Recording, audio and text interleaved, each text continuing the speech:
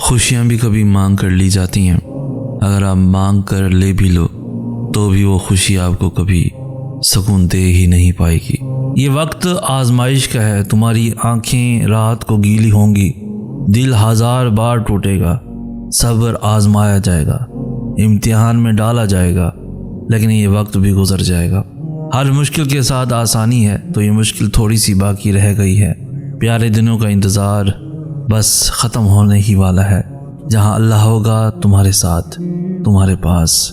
یہی اس کی عطا کا انداز ہے کہ وہ پہلے تمہیں مانگنا سکھاتا ہے اور پھر وہاں سے عطا کرتا ہے جہاں سے ملنا تمہیں ممکن نہیں لگتا۔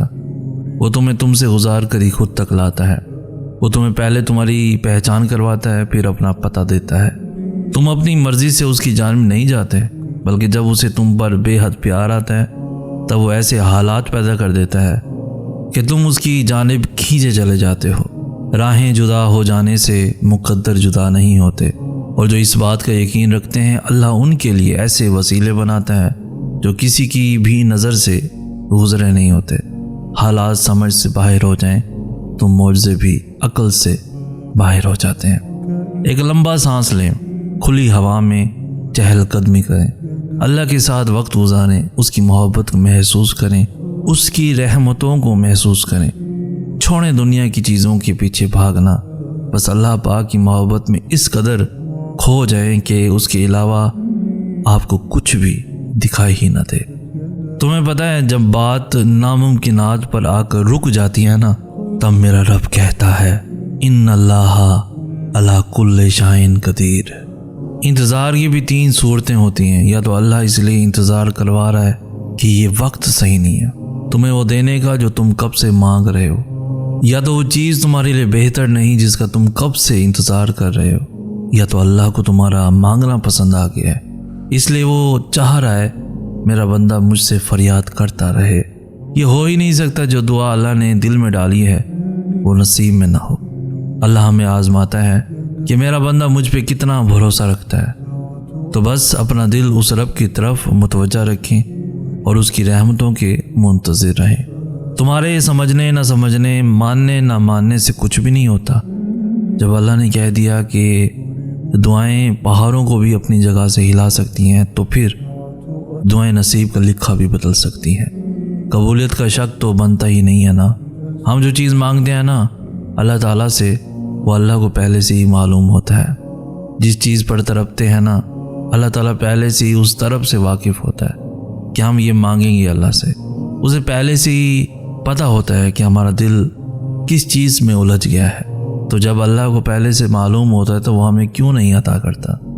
اسی لیے تو اس نے دعا بنائی، دعا مانگنے کے لیے ہمیں بنایا تھا تاکہ ہم اس سے مانگیں، اس سے باتیں کرتے رہیں، اسے بلاتے رہیں، اسے دور نہ ہو جائیں، اس کے قریب رہیں تاکہ وہ ہماری طرف متوجہ ہو سکے۔ ہم اس سے مانگے اور انہی باتوں میں وہ ہمارا الجھا ذہن اس چیز سے ہٹا دیتا ہے۔ اتنی محبت کرتا ہے اللہ ہم سے کہ ہمارے لیے وہ ہمیں غم دکھاتا ہے اور ہمارے لیے ہی ہم سے محبت کرتا ہے۔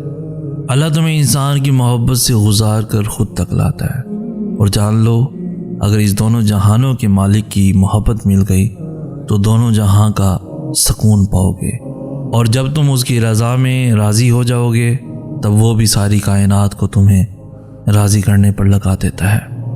دیر فقط اس لیے ہو رہی ہے کیونکہ تمہاری آواز اللہ کو پسند آ چکی ہے۔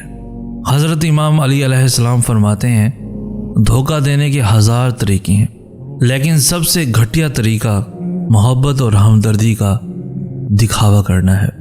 جب اپنی من پسند چیز اس کی حفاظت میں چھوڑ دو گے تب اسے الحفیظ پاؤ گے۔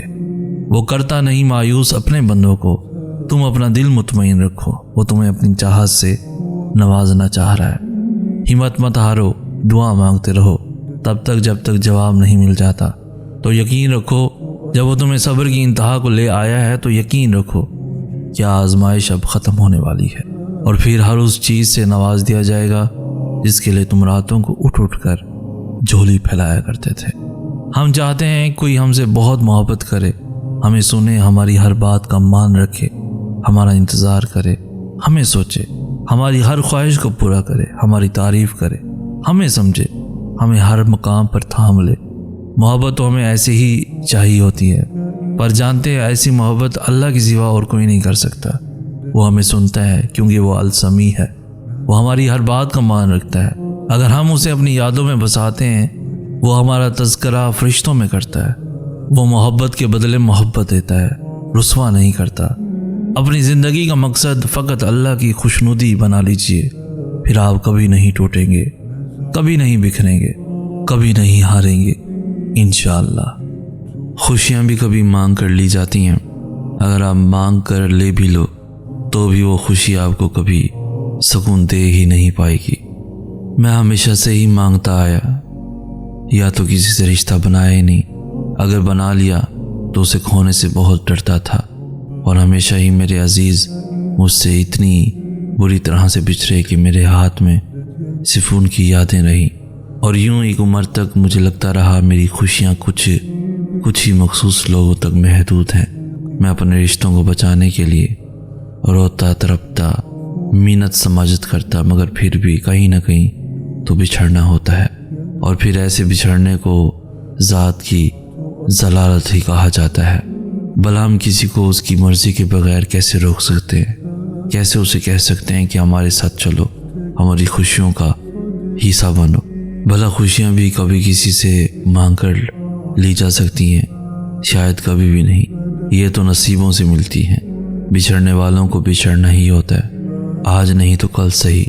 جب بچھڑنے والوں کی لمبی فہرست بن گئی، ہر چاہنے والا توڑ کر چلا گیا، تب سمجھ آئی اپنی خوشیاں لوگوں سے وابستہ نہ رکھو، انہیں خود سے وابستہ رکھو۔ اپنی ذات کو سمجھو، اسے دوسروں کی جھولی میں گرانا چھوڑ دو، ورنہ خالی ہاتھ رہ جاؤ گے۔ بعض دفعہ اللہ تعالیٰ آپ کو آپ کی سب سے پسندیدہ چیزوں اور لوگوں سے دور کر دیا کرتا ہے۔ مقصد آپ کا دل دکھانا نہیں ہوتا، دراصل آپ کا اس رب کے قریب ہونا مقصود ہوتا ہے۔ اگر کہیں محسوس ہو کہ آپ اکیلے ہو تو مت بھولنا کہ آپ کم از کم اکیلے نہیں ہو۔ اللہ تعالیٰ کبھی بھی کسی کو اکیلا نہیں کرتا۔ دل کی گہرائیوں سے پکارو اس سے۔ آپ کی ماں آپ کی ایک پکار پر اتنا تڑپتی ہے تو وہ کتنا پاس آتا ہوگا۔ کبھی امید نہیں کھونی، کبھی اداس نہیں ہونا، کیونکہ وہ کبھی امید توڑتا نہیں ہے، وہ دلوں کو جوڑنے والا ہے، وہ رحیم و غفور ہے۔